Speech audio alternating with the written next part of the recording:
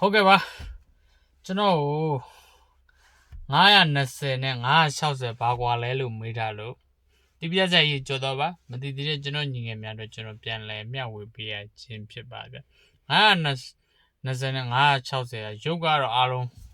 တူပါပဲဒီ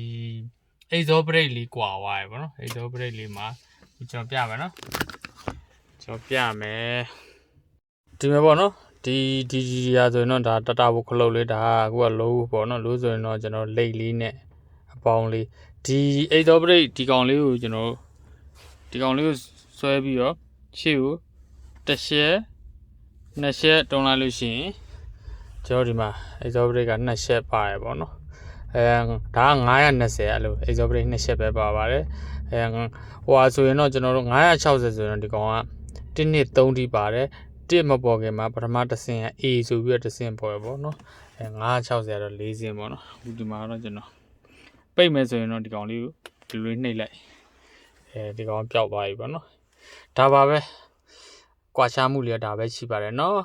အားလုံးစင်ပြေကြပါစေ